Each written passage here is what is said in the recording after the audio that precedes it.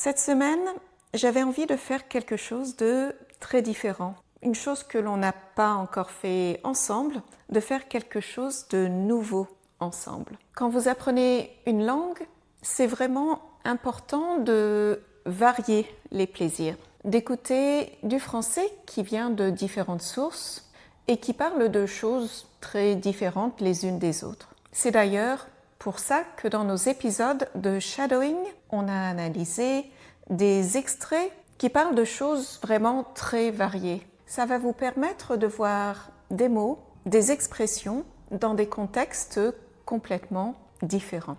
Aujourd'hui, on va parler de quelque chose de très simple. On va parler de ma grand-mère et d'une de ses recettes.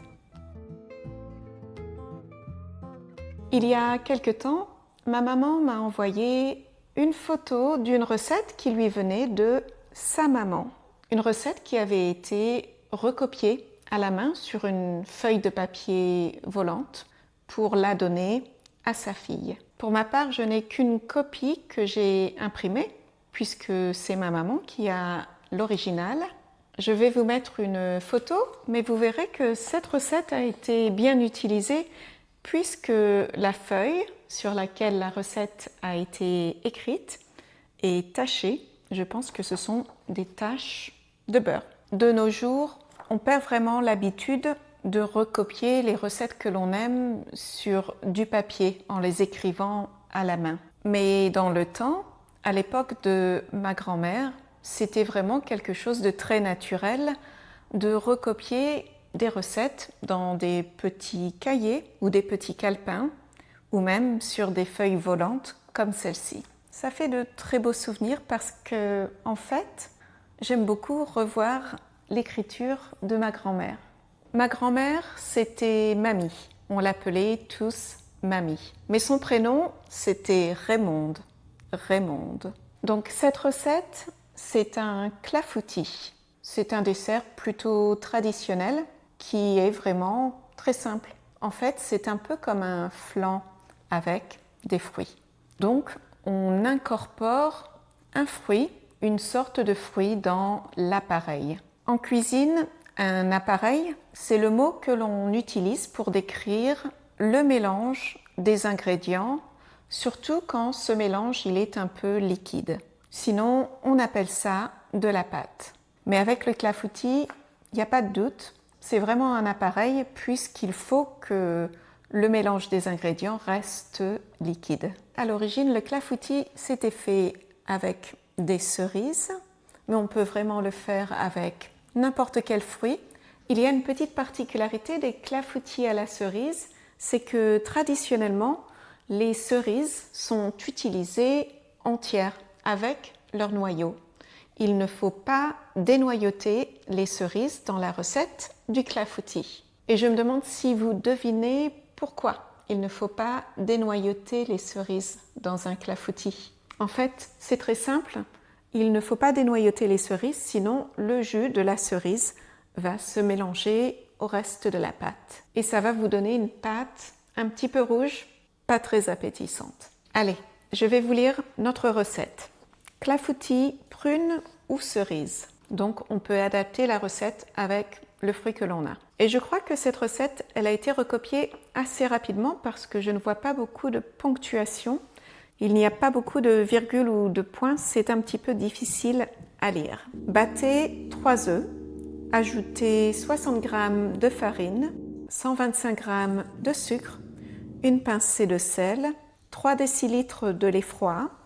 Mélangez bien, beurrez abondamment un plat allant au four. Il y a même une petite faute à abondamment.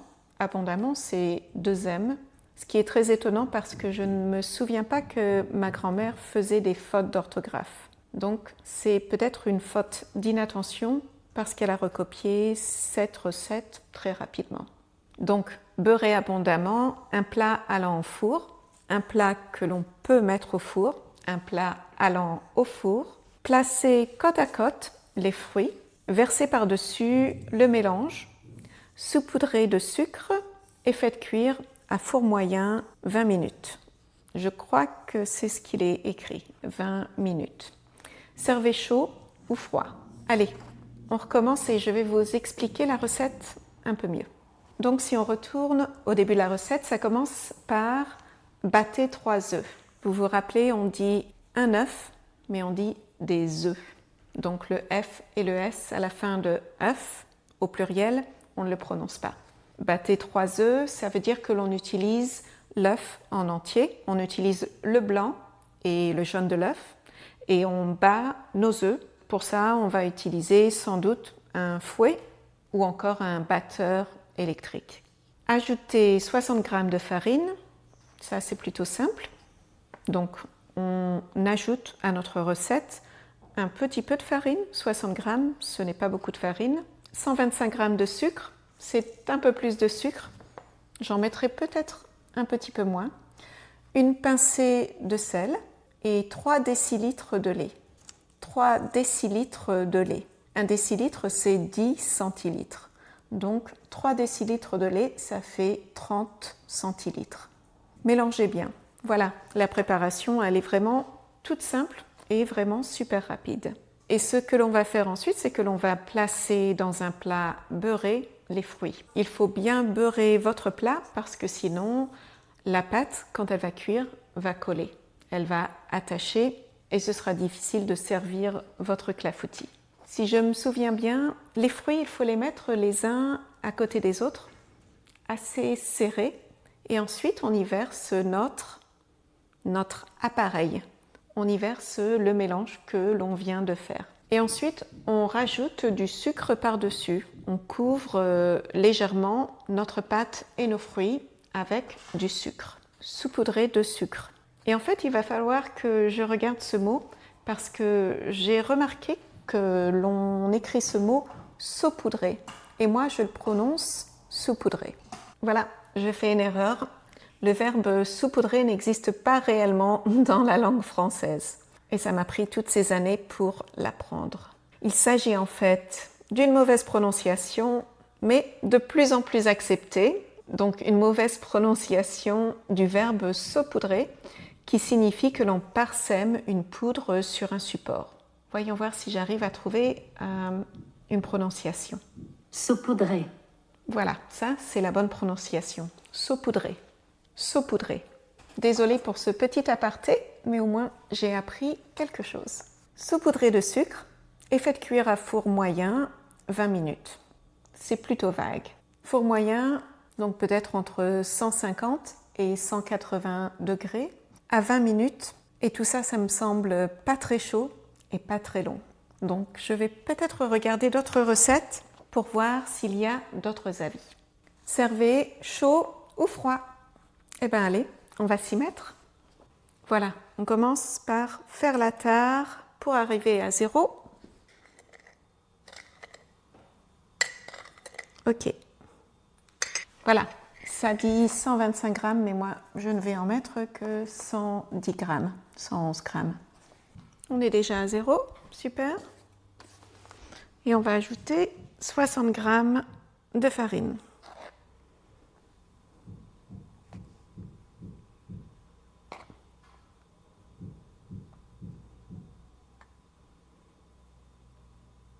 Hop, 61 grammes, ça ira. Donc, le sucre, la farine, et il nous faut 3 œufs. Voilà, 3 œufs. Et je vous l'avais dit, on avait besoin aussi d'un fouet. Je pense qu'il va falloir que je me trouve un autre angle si je fais des recettes. Donc, on commence par les œufs. Ah, j'ai mis une coquille. Voilà. Le truc pour retirer les coquilles, c'est de la retirer apparemment avec la coquille. Sauf que moi, ça marche pas très bien. Allez, battez les œufs.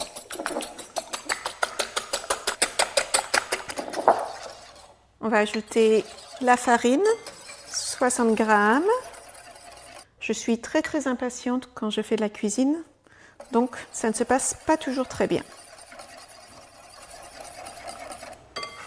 Je pense que je vais faire des grumeaux.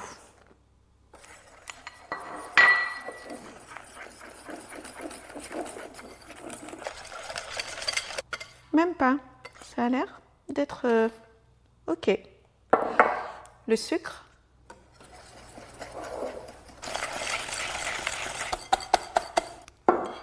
Et ensuite, le lait froid.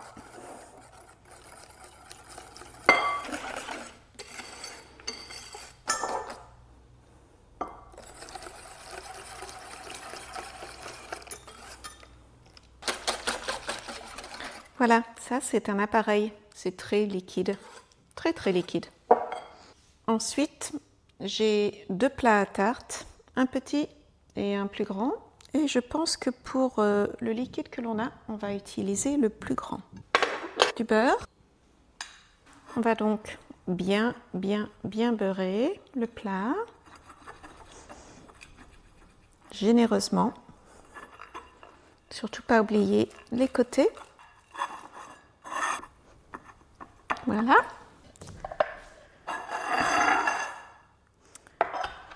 Et donc nous, on a choisi des prunes, puisque ce n'est pas vraiment la période des cerises. Ce n'est pas la saison des cerises.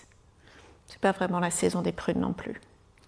Voilà, les prunes, ça ne rend pas beaucoup de jus. Ça ne rend pas de jus du tout. Donc, on les dénoyote. Pour cette recette, j'ai utilisé 8 prunes, 8 petites prunes. Ah, si seulement ça pouvait aller aussi vite que ça. Je les repositionne un petit peu et maintenant je verse mon appareil. C'est-à-dire que je verse le liquide que j'ai obtenu avec tous mes ingrédients. On n'oublie pas de saupoudrer de sucre, saupoudrer de sucre. Et dans mon cas, j'ai aussi ajouté un peu de sucre vanillé parce que c'est toujours très bon, le sucre vanillé.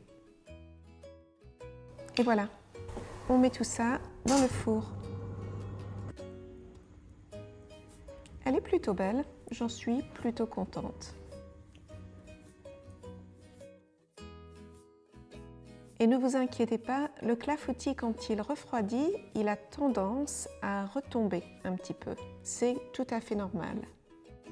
Alors finalement, ce clafoutis, il était délicieux. Il était tellement bon que j'en ai refait un autre, mais cette fois-ci, j'ai utilisé de la mangue. Et c'était aussi vraiment super délicieux. Alors, est-ce que vous allez essayer de faire un clafoutis chez vous? Et quels fruits allez-vous utiliser? Si vous avez besoin d'un peu d'inspiration, vous pouvez toujours aller jeter un coup d'œil sur le site Marmiton. Et n'oubliez pas de me dire si vous avez aimé votre clafoutis. Je vous dis au revoir et à bientôt dans un autre épisode.